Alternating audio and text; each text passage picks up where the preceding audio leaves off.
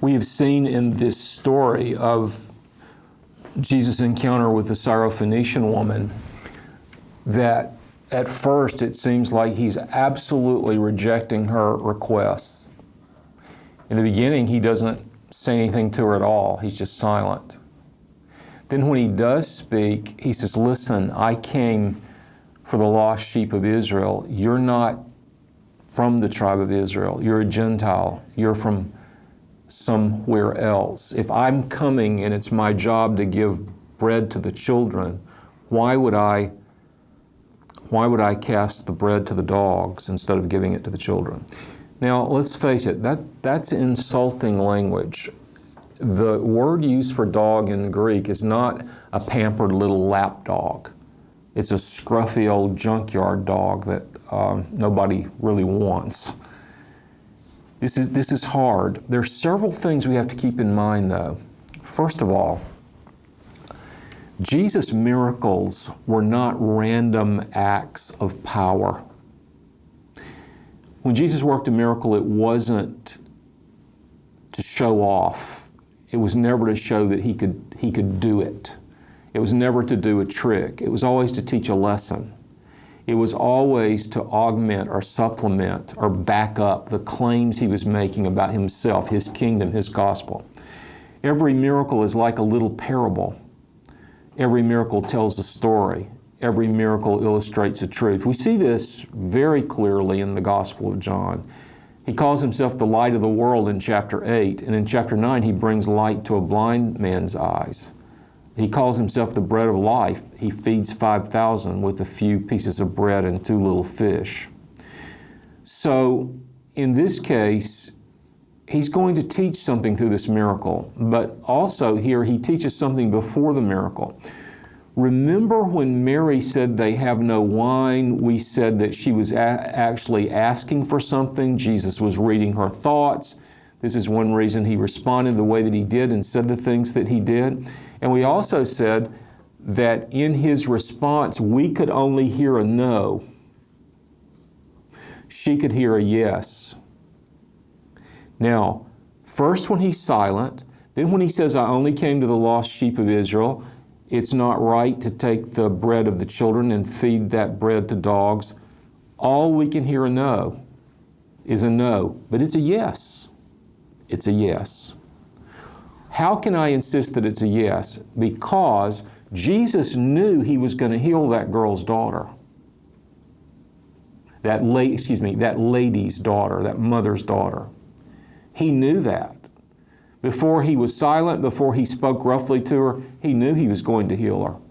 But he's teaching her something deep. The teaching does not call attention to the miracle. The miracle calls attention to the teaching. It's the teaching that's the most important thing. Well, what is he teaching her? One thing he's teaching her is that she doesn't have any right to what she prays for. When we ask God to do something for us, we're not petitioning for rights, we're pleading for privileges. What Jesus is teaching her is, I don't owe you this.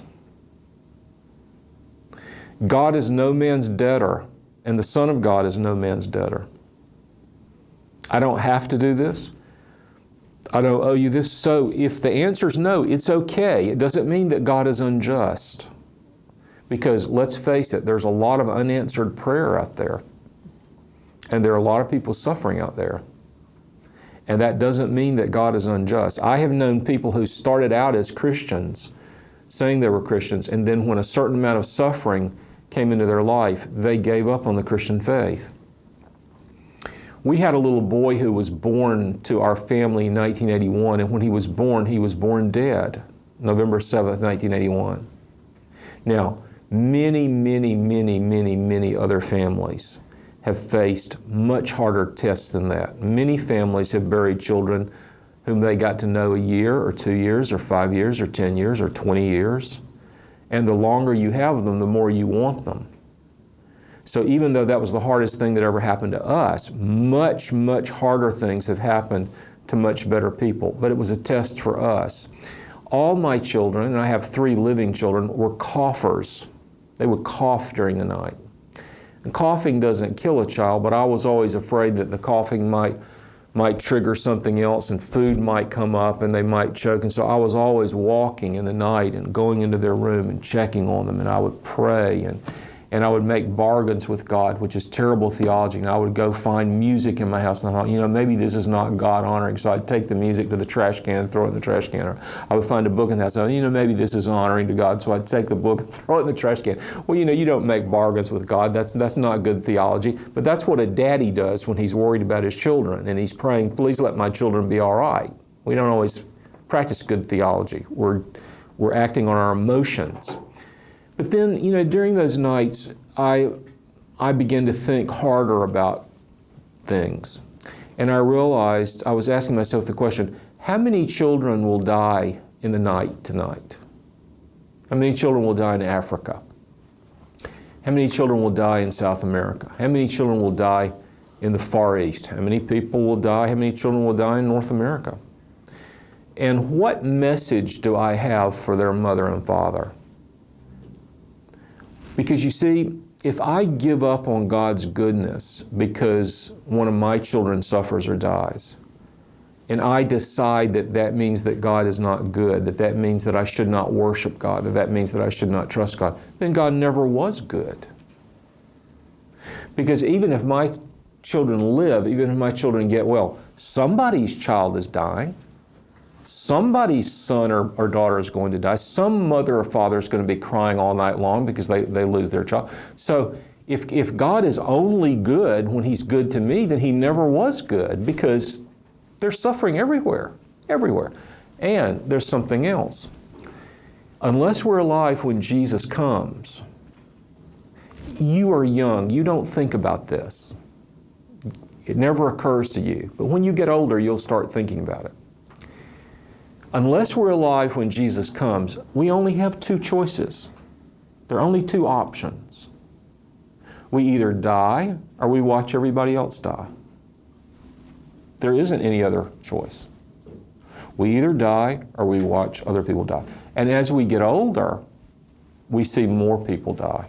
I've lost about 8 of my friends in the last 18 months. We either die or we watch everybody else die. That's what it means to live in a sinful, fallen, dying body on a sinful, fallen, dying planet. Now, God is taking us to a place where there is no suffering or death. We're going to live there forever. But we're in this little in-between state, the state between the time before we were born and the state after we die. We're now in the hard part. It wasn't hard before we were born, and it's not going to be hard after we die if we're Christians. But we're not.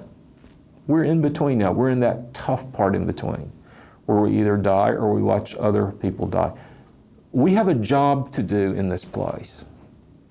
We have a message to proclaim in the middle of suffering.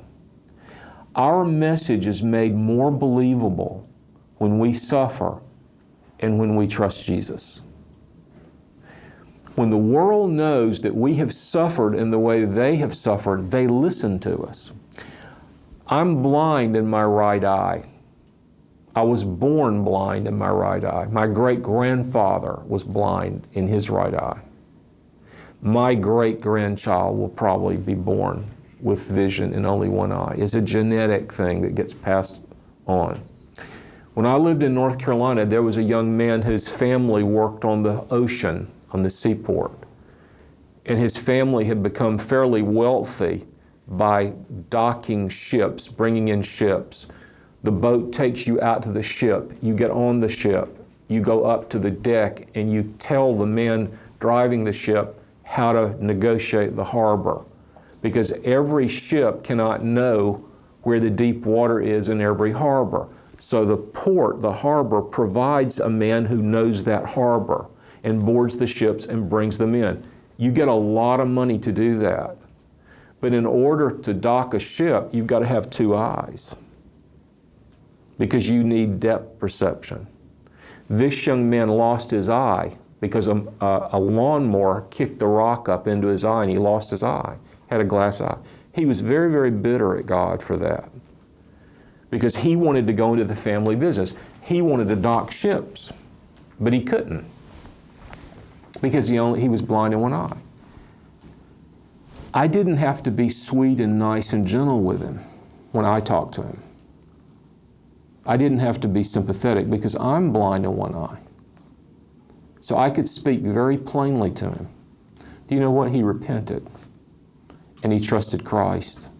He became an elder in that church. He became a lay preacher, a very, very fine preacher. And you know what else? The Coast Guard made a great exception and gave him a license, and he docked ships even though he only has one eye. So that story has a happy ending. Not all stories have a happy ending, though. Some stories have a sad ending. But the saddest ending is to die without Jesus, to die being angry at God, to die because you think God allowed too much suffering. We have a message to give to the nations. That message is, yes, suffering is real. We do not deny that suffering is real, but God is good. Those two realities we preach. Suffering is real. That's what we learn in the book of Job. That's what we learn in the Bible, and that's what we learn through our own experience. But God is also good. We also learn that in the Bible. We also learn that in our own experience. Now, these hard things that Jesus says to her are not for the purpose of insulting her. They are for the purpose of complimenting her. They are for the purpose of making her one of the most famous women in the world.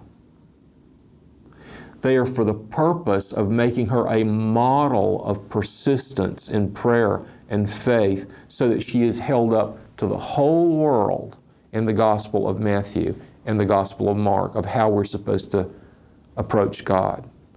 Jesus compliments her faith. Jesus rewards her faith. Jesus heals her daughter. These hard things that he says are so that he can show her to be a great hero of faith. Now, what is the lesson for us?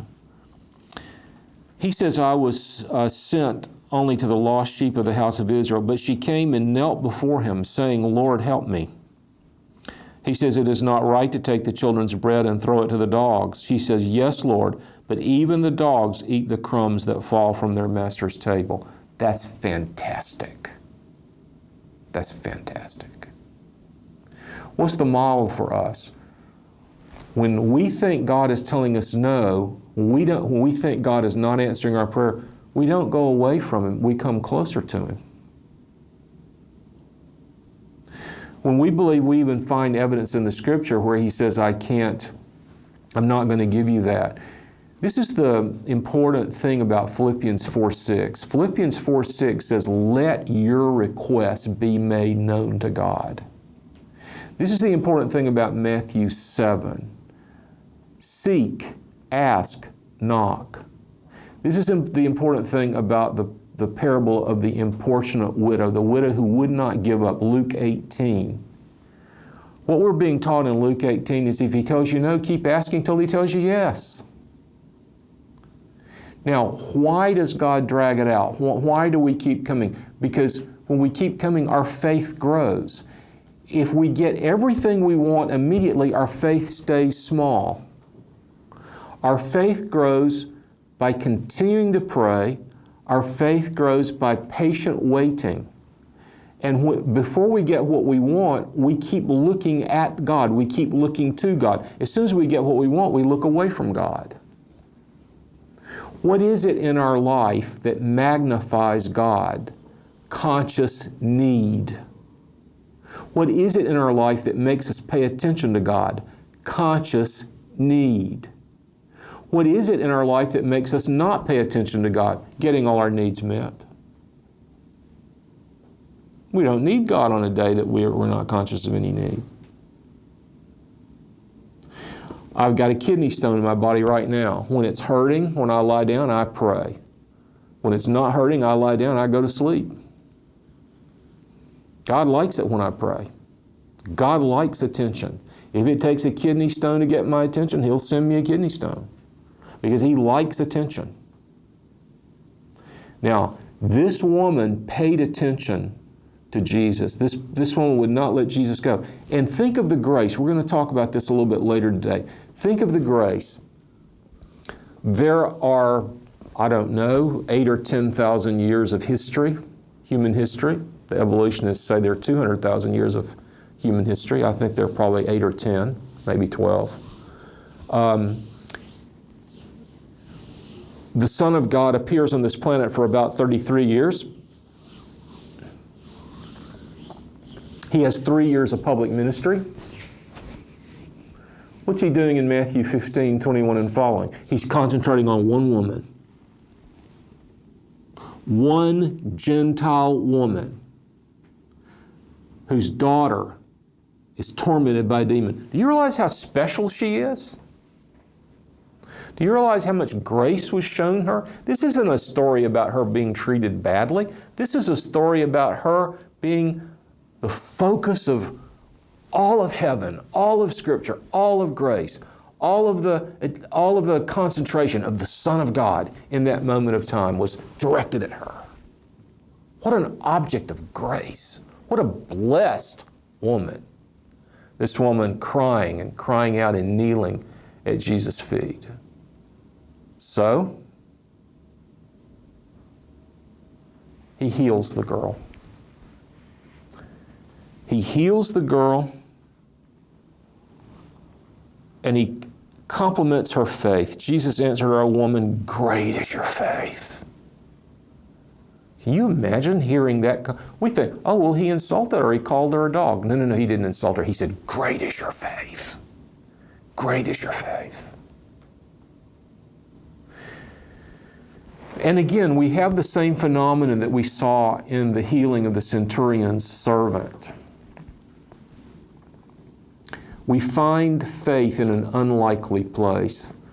There was a great Bible teacher who died in 1900. His name was John Charles Ryle. He was an Anglican, the first bishop of Liverpool.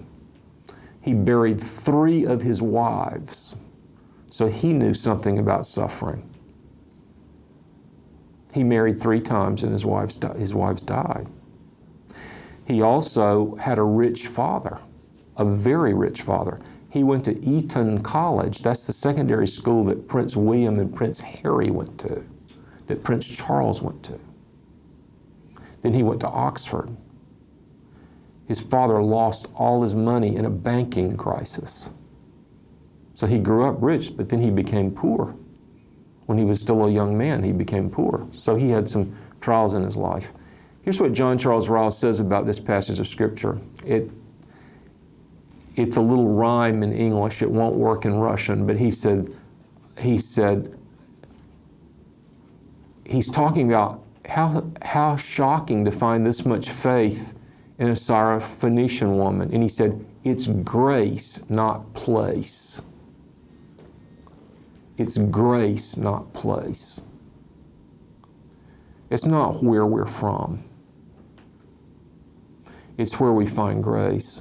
Now, he also talks about the fact that Elisha had a servant named Gehazi.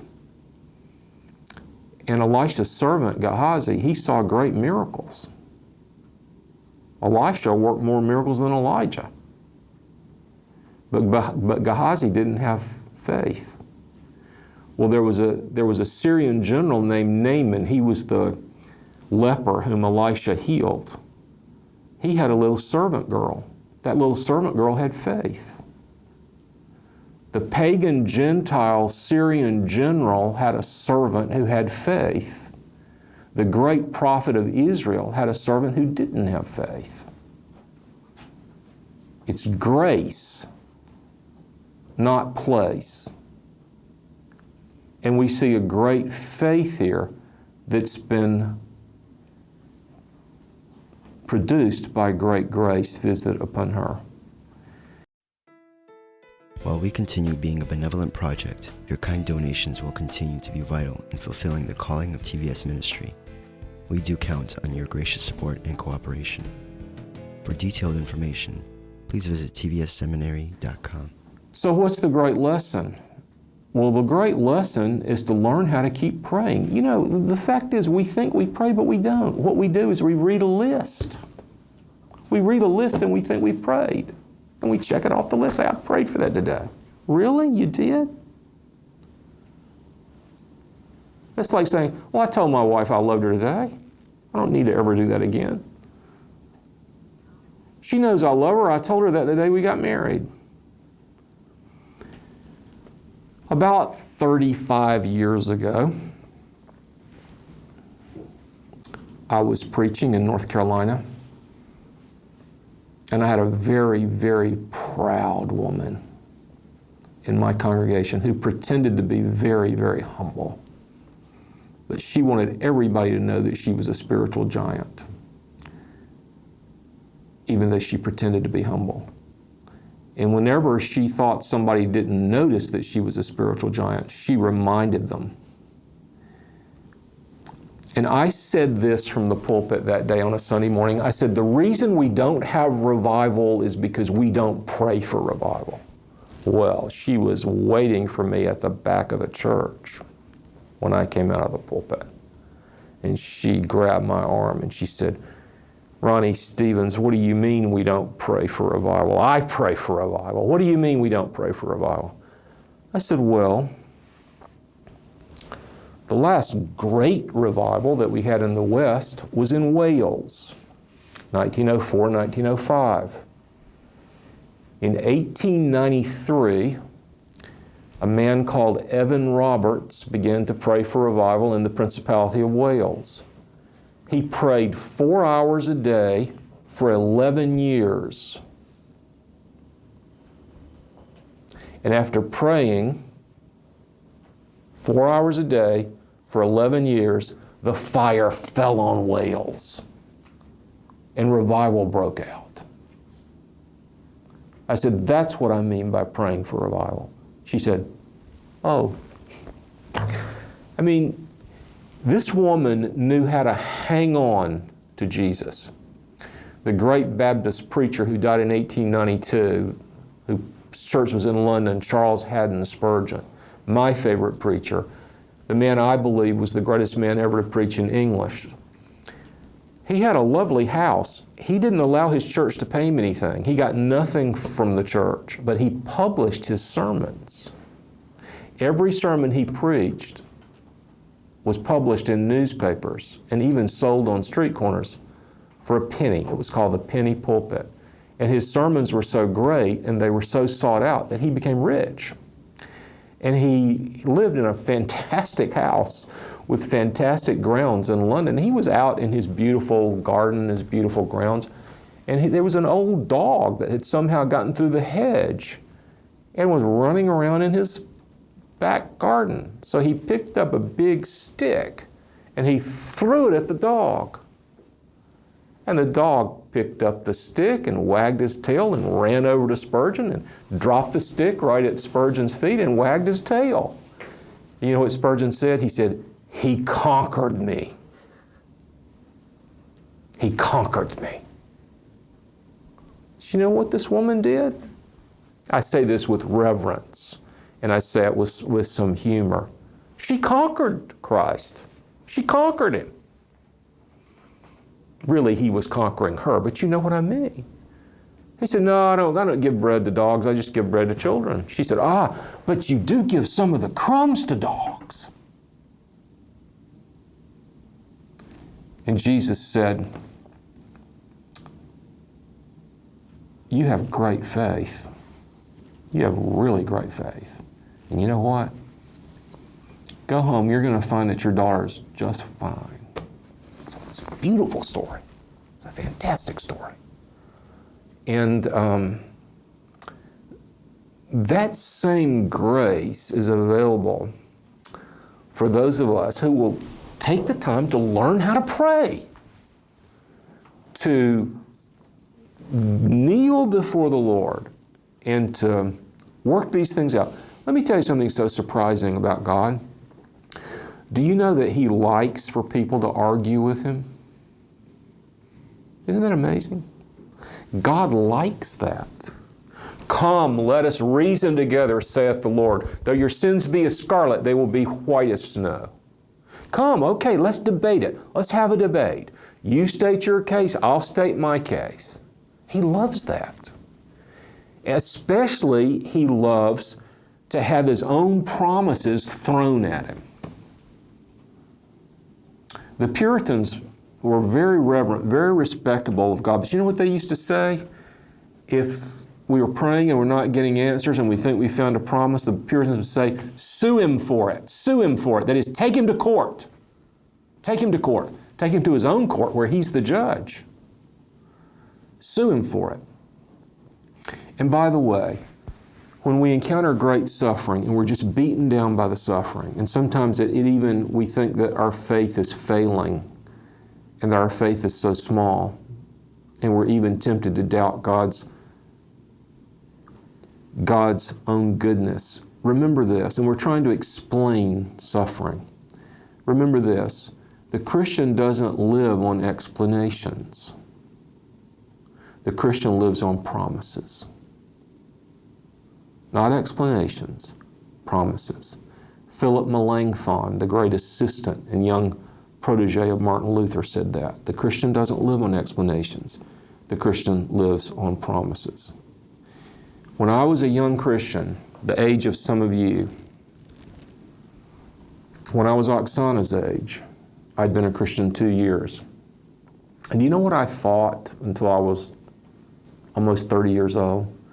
I thought that if I knew enough facts, that I could explain why God did something. That was so stupid. I mean, that's absolutely stupid.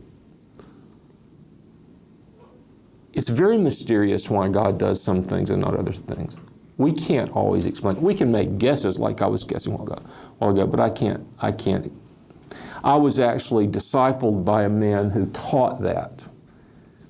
And I believed everything he said for years, and then I realized there are lots of things that he doesn't know what he's talking about.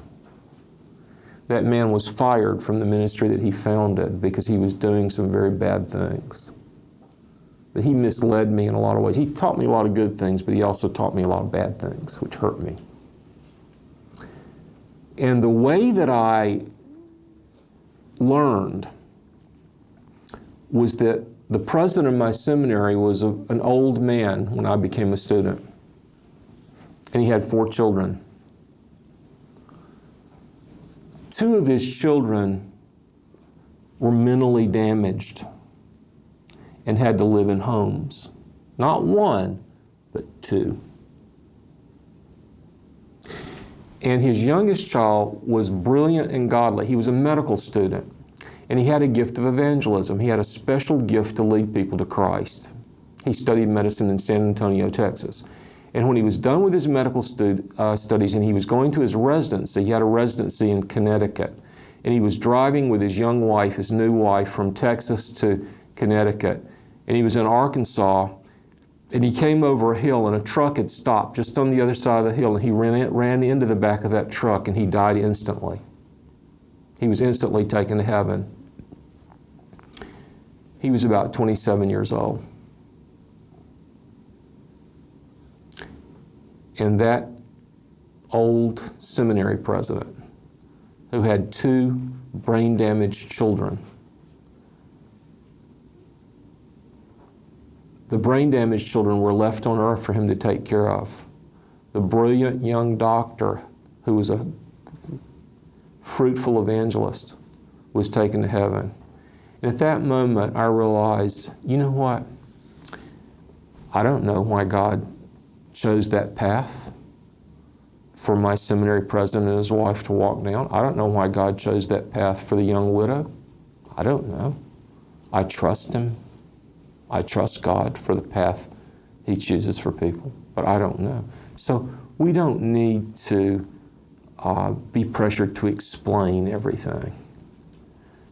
We need to trust, and we have the promise that one day we will know. One day we will see and understand, and we will know.